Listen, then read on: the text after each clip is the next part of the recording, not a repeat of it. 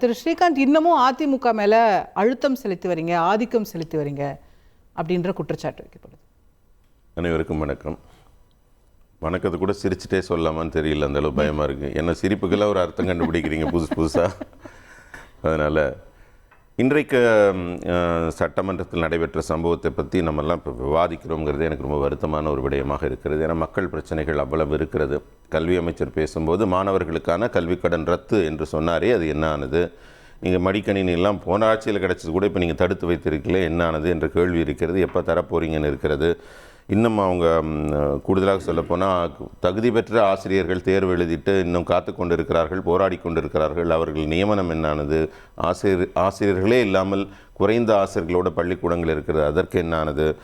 Pension திட்டம் எல்லாமே பழைய பென்ஷன் திட்டம் தரீங்க, என்னானதுன்னு என்ற கேள்விகள்லாம் இருக்கும்போது அதற்கெல்லாம் ரொம்ப சீரியஸாக பதில் சொல்ல வேண்டிய, அதுவும் முக்கியமான துறையான கல்வி அமைச்சர் கொஞ்சம் கூட அதோட சீரியஸ்னஸ் இல்லாமல் அது ஒரு நம்பிக்கை.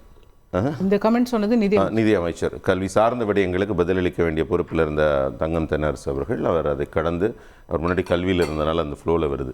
அதனால் அவர் இதற்கான ஒரு பதிலை இன்னும் கொஞ்சம் கூடுதலாக பொறுப்போக அவர் சொல்லியிருந்தால் மக்கள் பணத்தில் பல கோடிகள் விரயமாக்கி நடந்து கொண்டிருக்கும் சட்டமன்றத்தில் சிறப்பாக செயல்பட்டிருக்கும்.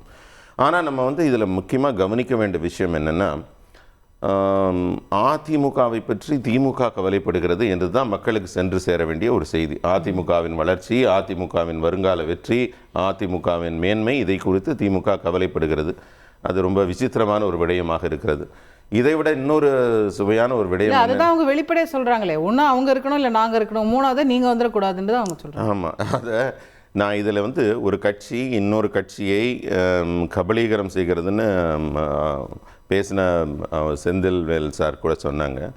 நான் சொல்கிறேன், கலைஞர் தொலைக்காட்சியில் மாடியில் 2011 சிபிஐ ரெய்டு நடக்குதுங்க.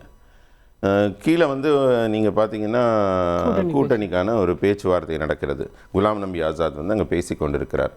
அப்போனா என்ன அர்த்தம்னா, அதுதான் அடக்குமுறை.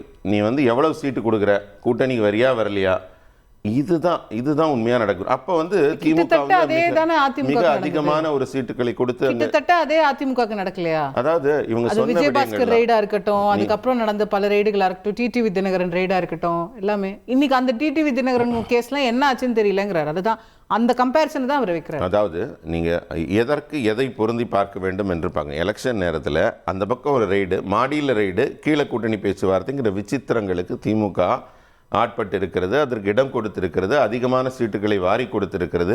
அவர்கள் இதை பற்றி பேசுகிறார்கள். இதை விட சுவையான பல செய்திகள் இருக்குது, நான் பகிர்ந்து கொள்ள முடியும். இப்போ நல்லா பார்த்தீங்கன்னா, அப்போ காங்கிரஸ் சொல்லக்கூடிய இடத்தில் இருந்தார்கள், அதிக சீட்டுகளை பெறக்கூடிய இடத்தில் இருந்தார்கள். இன்றைக்கு தலைகீழாகி போச்சு. காங்கிரஸ் கட்சிக்கு யார் தலைவராக வர வேண்டும் என்று முடிவு செய்யும் இடத்துல திமுக இருக்கிறது. அவங்க கூட்டணி கட்சிகள் அத்தனையுமே நீங்களும் பண்றீங்களோன்னு அவங்க சொல்றாங்க.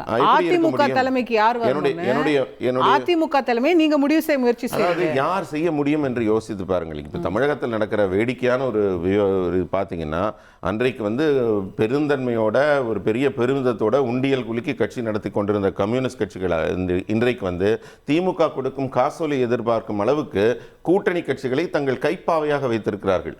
அவங்க என்ன செய்ய முடியும்? ஒண்ணுமே தொழிலாளர்களுக்காக பேச முடியாது, ஆலை மெம்பர் பேச முடியும். பேசினாங்க, பாலகிருஷ்ணன் சார் பேசினார், ஒரே ஒரு முறை பேசினார் காவல்துறை அடக்குமுறைக்கு, சாம்சங் தொழிற்சாலைக்காக பேசினார். பேசணும் என்னாச்சு பாவம், அடுத்த நாளே ஒரு மாதிரி 24 மணி நேரத்தில் அவர் ட்வீட் போட்டு சண்முகம் சாரை போட்டாங்க. சண்முகம் பேசிட்டு எதுக்கு இது சொல்ல வரேன்னா, சண்முகம் பேசாம இருந்தா நீங்க சொல்லலாம். கொடுக்கப்பட்ட வரையறைக்குள்ள அவர் பேசுறார். சண்முகம் பாலகிருஷ்ணனோட கூடுதலா பேசுறார். இல்ல கொடுக்கப்பட்ட வரையறை தாண்டாம அவர் கண்ணியமாக அவர் அதுக்குள்ள அவர் தெரிஞ்சிருக்கு. அவருக்கு சிலபஸ் கொடுத்துட்டாங்க, முன்னாடி ஒரு சிலபஸ் மீறி பேசுறாரு. ஆமா ஆமா, விதின் தி ஃப்ரேம்வொர்க் அவர் நடவடிக்கை எடுக்கிறார். இது இன்னொரு உதாரணம் சொல்லுவேன். விசி கால ஆதவர்ஜனா பேசினார், மன்னராட்சி அப்படின்னு சொன்ன அடுத்த நிமிஷம் 2வது 24 ஹவர்ஸ்ல வேலை பார்ப்பாங்க. அதாவது தன் கூட இருக்கிற கட்சிகளை எப்படி நடத்த வேண்டும், அதுல யார் என்ன பேசணுங்கிற அளவுக்கு ஸ்கிரிப்டே தரக்கூடிய கட்சி திமுக. அவங்க பாவம் அதிமுக பத்தி கவலைப்படுறாங்கிறது ஏன்னு கேட்டீங்கன்னா, ஆனா நான் பேசுறது ரொம்ப கண்ணியமான ஒரு மௌனம், யாருக்குமே குறுக்கிடல. அதாவது இதுல ஒரு சுவையான ஒரு விஷயம் என்ன தெரிஞ்சுக்கணும்னா, இன்றைய வரைக்கும் கூட்டணிக்காக பல்வேறு பொருந்தாத கூட்டணிகளுக்காக விதவிதமான குட்டிக்கரணங்களை அடித்து கூட்டணி பலத்தினால் மட்டுமே ஆட்சியை பெற்று இன்று வரை தன் ஆட்சியை நடத்தி கொண்டிருக்கும் திமுக இந்த மாதிரி கூட்டணியை வந்து மற்றவர்களை பற்றி விமர்சிப்பது. எத்தனையோ சமரசங்களை செய்திருக்கிறார்கள். அந்த அவங்கள மாதிரி கூட்டணி சமரசம் செஞ்சவங்க யாருமே கிடையாது. அந்த திமுக மற்றவர்களுக்கு பார்த்து பேசுகிறது தான் எனக்கு ரொம்ப வேடிக்கையாக இருக்குது. அதுதான் அவங்க சொல்லியிருக்காரு ஜெயக்குமார் சார், ஆடு நினைதன் நீங்கள் ஓனா ஏழுகத்த கதையாக இருக்குது, நீங்கள் பண்ணாத அக்கப்போரா நீங்கள் வந்து எங்களை பார்த்து சொல்கிறீங்கன்னு. இதில் முக்கியமான ஒரு விஷயம் என்னன்னு கேட்டால், இது வந்து ஒரு கூட்டணி கட்சியை அவங்களுக்கு இணையாக வந்து கொண்டிருக்கும் ஒரு கட்சியை கிண்டல் செய்வதற்கான முக்கியமான காரணம் என்னன்னு கேட்டிங்கன்னா, இந்த ஆட்சியில் மிகப்பெரிய அவலங்கள் இருக்கிறது.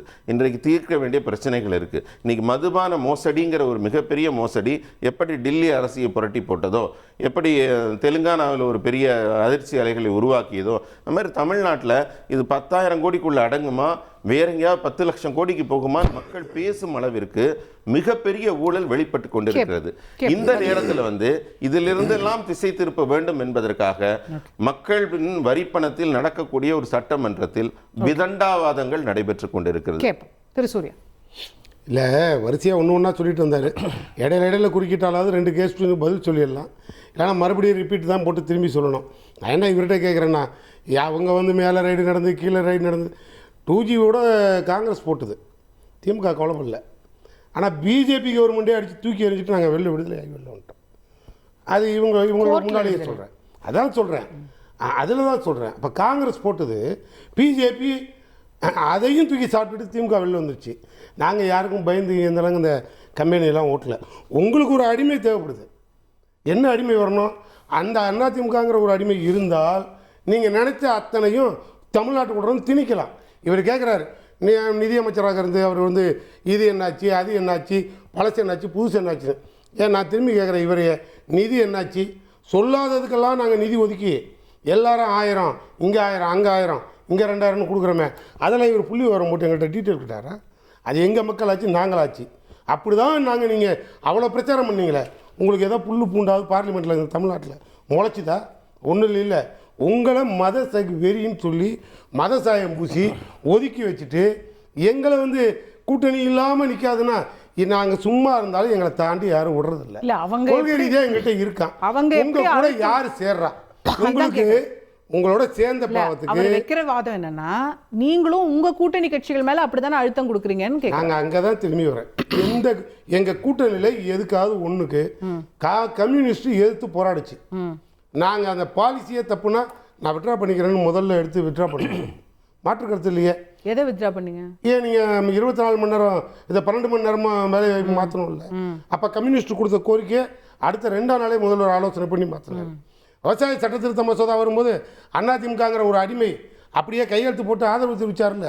எடப்பாடி பழனிசாமி பிரச்சார பீரங்கியா தமிழ்நாட்டில் வந்து பிரச்சாரம் பண்ணார்ல. என்ன பண்ணீங்க?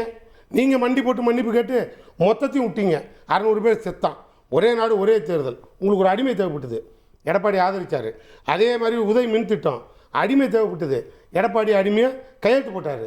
இது எல்லாம் வரிசையாக கனிமத்தில் ஆரம்பித்து, சுரங்கத்தில் ஆரம்பிச்சு, தேசிய உணவு பாதுகாப்பில் ஆரம்பிச்சு, முத்தலாக்கில் ஆரம்பிச்சு, இது எல்லாத்துக்கும் உங்களுக்கு அடிமை தேவைப்பட்டது. இப்போ வேலை இல்லை.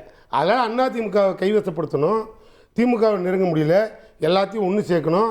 நீங்கள் நினைக்கிற ஒரு சிக்கிமில் ஒரு எம்எல்ஏ கூட கிடையாது. ஆனால் 10 எம்எல்ஏ வானதி என்ன கேட்குறாங்க, மாநிலத்துமே நீங்கள் சுருட்டினா சார் அவங்களுக்கு தேவைப்படுது. நீங்கள் சொல்கிறதெல்லாம் உண்மைன்னு அப்படியே வச்சுக்கோங்க சார். அப்போது அவங்களுக்கு அவங்களுடைய தேர்தல் வியூகத்துக்கு அதிமுக வேணும்னு நினைக்கிறாங்க, வேண்டாம்னு நினைக்கிறாங்க, அதுக்கு அவங்க என்னவோ பண்ணிட்டு போகிறாங்க. நீங்கள் ஏன் பதறீங்கன்னு அவங்க கேட்குறாங்க. நாங்கள் அது அந்த அக்கறையிலேயே ஒன்று சொல்லலை. நாங்கள் ஒன்று சொன்னோம், திராவிடங்கிற அந்த பேச்சுக்கே வேலை இல்லை மேடம். சேர்ந்த பாவத்துக்கு தான் டெபாசிட் எல்லாம் போயிடுச்சே. எடப்பாடி சொந்த ஊரில் அந்த பூத்துலேயே ஒருத்தன் ஓட்டு போடல அவரை நம்பி. சொந்த ஊரில் வேணா அப்படியே நெட்டில் தட்டி பாருங்கள். சேர்ந்த பாவத்துக்கு அவரே வெளியில் வந்து உள்ளாட்சி தேர்தல், ஆமாம், அவரே வெளியில் வந்து நானே போகக்கூடாத பாதையில் போனேன், அத்தனைக்கும் தலையாட்டிட்டேன், நான் பகிரங்கமாக மன்னிப்பு கேட்குறேன்னு பண்ண பாவத்துக்கு அவர் பப்ளிக்கில் மன்னிப்பு கேட்டார். அதெல்லாம் மாற்றம் இல்லை. நான் உங்களை கேட்குறது இப்போ கூட சொல்கிறோம், நாங்கள் திமுக இருக்க வரைக்கும் உங்களால் இங்கே எந்த திட்டத்தையும் நுழைக்க முடியாது, கொண்டு வர முடியாது, உரிமையை தடுக்க முடியாது. கொள்கை ரீதியான கூட்டணியும் நாங்கள் சொன்னோம். உங்கள் பாசிசத்தை எதிர்க்கிறோம். அதனால் எல்லா கட்சியும் இந்த கொள்கை ரீதியான கூட்டணிங்கிறோம். எடப்பாடி இப்போ என்ன பண்ணீங்க? உங்கள்கிட்ட இடி இருக்குது, ஐடி இருக்குது, சிபிஐ இருக்குது, இளங்கோ வீட்டுக்கு 4 ரைடு விட்டீங்க. எடப்பாடி எல்லாத்தையும் ஆஃப் பண்ணிவிட்டு சைலண்ட்டாக வந்து முதலாளி பழைய மாதிரி கதையை ஆரம்பிக்காதீங்கன்ட்டார். உடனே அவர் வில்சன் ஏ அலுவலகத்தை நீங்கள் அடிக்கும்போது பாதுகாப்பு கொடுத்தீர்களே, யார் பாதுகாப்பு? அடித்த ஆள் யார்? அடித்த ஆள் உங்கள் பங்காளி ஓபிஎஸ். அவர் ஆஃபீஸில் திருடினார். எந்த ஆஃபீஸு? அவங்க அம்மாவோட ஆஃபீஸில் திருடினார். எடப்பாடி கொடநாடு அவங்க அம்மாவோட வீடு, அங்கே ஆள் விட்டு திருடினார். இது ரெண்டுமே நீங்கள் பண்ண வேலை. இதில் எங்களுக்கு என்ன வேலை? நாங்களாக போய் அடித்து உடைச்சோம்? ரோட்டில் தான் பாதுகாப்பு கொடுக்க முடியும். இது எல்லாம் ஆப்ரேஷன் பண்ணுறது நீங்கள். அந்த கட்சை சின்ன பின்னமாக்கி பூண்டோடு அழிக்கணும். அதுக்கப்புறம் திமுகவை பார்த்துக்கலாம். அந்த நினைப்பு உங்களுக்கு. அதுக்காக நாங்கள் அதிமுகவை எச்சரித்தோம். நீங்கள் ஏமாறாத, ஜாக்கிரதையார். அதுக்கே பழனிசாமி வெளியில் வந்து என்ன சொன்னார்? நாங்கள் விழித்து கொண்டோம், இனி பிழைத்து கொண்டோம். யார் பேசுனது? யாருக்கிட்ட நீங்க ஒரே எதிரி திமுகன்னு அவர் நான் கேட்கிறேன். யாருக்கிட்ட விழித்து கொண்டீர்கள்? யாருக்கிட்ட பொழைச்சிக்கிட்டீங்க? இந்த ரெண்டுக்கும் பதில் இருக்கா?